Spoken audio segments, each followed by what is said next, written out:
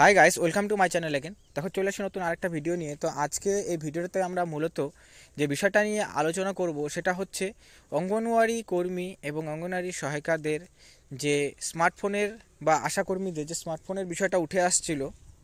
তো সেই ক্ষেত্রে সে সত্যিই কি 2025-এ অঙ্গনওয়াড়ি কর্মী এবং আশা কর্মীদেরকে স্মার্টফোন দেওয়া হবে কি হবে না, এবং এই ক্ষেত্রে অঙ্গনওয়াড়ি সহায়িকাদেরকে নিয়েও আমি আগে জানিয়েছিলাম, যেহেতু অঙ্গনওয়াড়ি সহায়িকাদের ইনসেন্টিভ দেওয়া হয়, তো সেই ক্ষেত্রে তাদেরকেও কি স্মার্টফোন দেওয়া হবে কি হবে না, এটাও একটা গুরুত্বপূর্ণ বিষয়। এটা নিয়ে লেটেস্ট আপডেট কী রয়েছে সেটা আলোচনা করব। এবং এছাড়াও যে মোবাইলের যে টাকাটা, যেটা 8,000 টাকা করে করা হয়েছিল, পরবর্তী সময় সেটাকে ইনক্রিমেন্ট করে 10,000 টাকা করা হয়। তো সেই টাকাটা কিন্তু তোমাদের সরাসরি ব্যাঙ্ক অ্যাকাউন্টে দেওয়া হবে নাকি তোমাদের স্মার্টফোন দেওয়া হবে, এটা নিয়েও লেটেস্ট আপডেটটা আমরা ভিডিওতে আলোচনা করব। তো তাই ভিডিওটি শেষ পর্যন্ত অবশ্যই দেখবে। তো সেটা দেখার রয়েছে। তো তাই শেষ পর্যন্ত দেখবে এবং দেখার পর নিজস্ব মতামত অবশ্যই জানাবে। ভিডিওটা ভালো লাগলে লাইক করবে, চ্যানেল নতুন থাকলে চ্যানেলটিকে সাবস্ক্রাইব অবশ্যই করবে এরকম ভিডিওস পাওয়ার জন্য। তো চলো, প্রথমত যে আপডেটটা আমরা আলোচনা করব, সত্যি কি দেওয়া হবে 2025-এ। তো দেখো, 2025-এ কিন্তু স্মার্টফোন অবশ্যই দেওয়ার একটা খুবই প্রবল চান্সেস রয়েছে, কারণ অনেক দিন আগেই এটার ঘোষণা হয়েছে অফিসিয়ালভাবে করে, ঠিক আছে, অফিসিয়াল লেটারও রয়েছে এটার। কিন্তু তারপর থেকেও মোবাইলটা কিন্তু তারা পাননি, এবং কিছু কিছু জায়গাতে আগে মোবাইল তারা পেলে পরেও কিন্তু সেই মোবাইলগুলো যে ক্রাইটেরিয়া ছিল বা মোবাইলগুলো ছিল সেগুলো কিন্তু অতটাও এফেক্টিভ ছিল না, যার জন্য মোবাইলগুলো কিন্তু কিছু কিছু রাজ্যে রিটার্নও করা হয়েছে। তো এবার যেটা নতুন নোটিফিকেশন এসেছিলো, নতুন নোটিফিকেশনে বলা হয়েছিল যে 5G এনাবেল হতে হবে, 10,000 টাকার মধ্যে মোবাইল নিতে হবে, 5G এনাবেল মানে 5G স্মার্টফোনই কিন্তু কিনতে হবে। তো সেই দিক দেখতে গেলে পরে এই বছর দেওয়ার চান্সেসটা প্রবল রয়েছে। এখন কবে দেওয়া হতে পারে সেটা একটা গুরুত্বপূর্ণ।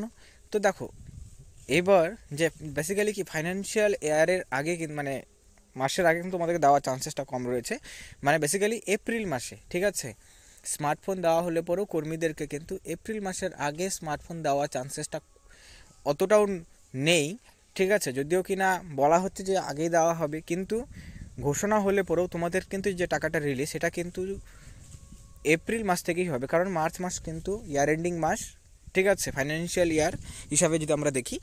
তো সেক্ষেত্রে তার আগে অডিট বসে বা আরও যে সব অ্যাক্টিভিটিসগুলো আছে ফাইন্যান্সিয়াল ডিপার্টমেন্টের সেইগুলো হয়।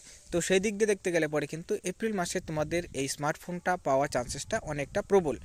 আর দ্বিতীয়ত রইল যে অঙ্গনওয়াড়ি সহায়িকাদেরকে দেওয়া হবে কিনা। দেখো, অঙ্গনওয়াড়ি সহায়িকাদেরকে দেওয়া হবে কি হবে না এ নিয়ে কোনো ক্লিয়ারিটি কিন্তু সরকারের তরফ থেকে বলা হয়নি। শুধুমাত্র অঙ্গনওয়াড়ি কর্মী এবং আশা কর্মীদের যেহেতু স্মার্টফোনেরই কাজ করতে হয়, সেই ক্ষেত্রে শুধুমাত্র তাদের কথাই কিন্তু এখানে বলা হয়েছে যে তাদেরকেই শুধুমাত্র সেই টাকাটা দেওয়া হবে, এবং এই ক্ষেত্রে তাদের ব্যাঙ্ক অ্যাকাউন্টেই সরাসরি দেওয়া হবে নাকি তাদেরকে স্মার্টফোন দেওয়া হবে। তো দেখো, এই জায়গাটাতে যে বিষয়টা উঠে আসছে যে স্মার্টফোন কিন্তু তোমাদের কোনোভাবে দেওয়া হবে না, টাকাটাই কিন্তু দেওয়া হবে। কারণ স্মার্টফোনে মনে করো এতগুলো স্মার্টফোন একসাথে দিতে গেলে পরে কোনো স্মার্টফোনে কিন্তু ডিফেক্ট হতেই পারে। তো সেই দিক দিয়ে দেখতে গেলে পরে কিন্তু স্মার্টফোনের টাকাটাই কিন্তু তোমাদের, যদিও কিনা 8,000 টাকা বলা হয়েছিল, এখন দেখা রয়েছে যে 8,000 টাকা দেওয়া হয় না 10,000 টাকা করে দেওয়া হয়, ঠিক আছে।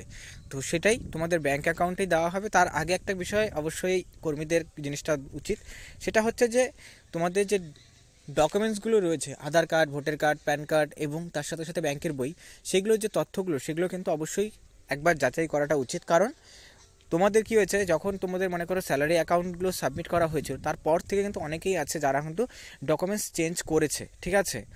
মনে করো কোনো স্পেলিং ভুল আছে বা ডেট অফ বার্থ ভুল আছে, এরকম চেঞ্জেস কিন্তু করা হয়েছে, বা অ্যাড্রেস।